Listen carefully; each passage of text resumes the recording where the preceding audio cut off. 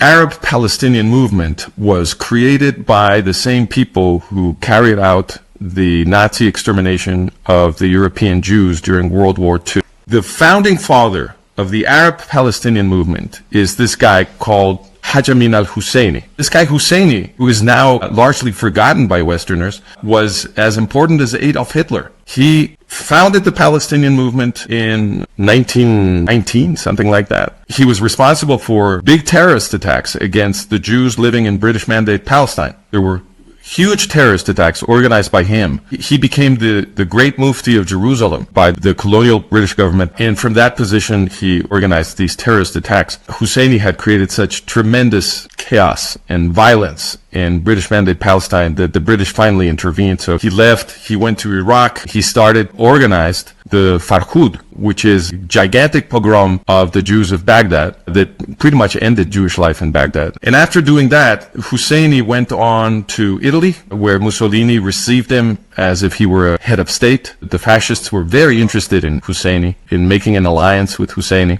And then Husseini went on to Berlin, where he was again received like a head of state. Hitler himself came out to receive him with all the dignitaries and the cameras flashing and the film rolling. And Hitler sat down to talk to him. And they agreed, Husseini and Hitler, that they would exterminate the Jews living in British Mandate Palestine. They would ethnically cleanse the Middle East of Jews. That was their agreement. The Nazis were stopped at El Alamein in Egypt. So the Nazis never got to Jerusalem. But the consolation prize for Husseini was that he stayed in the Nazi-occupied Europe for the rest of the war. He was very important to the Nazis. They gave him an entire bureaucracy. It was called Bureau des Gros Mufti. They gave him a budget, and he started doing all kinds of things. He was very prominent in Nazi propaganda, inciting Muslims to kill Jews. Muslims allied with the Nazis, for example, in Bosnia and Kosovo. He organized entire divisions of Heinrich Himmler's SS that participated in the Yugoslav chapter of the Holocaust, killing Serbs, Jews, and Roma, the people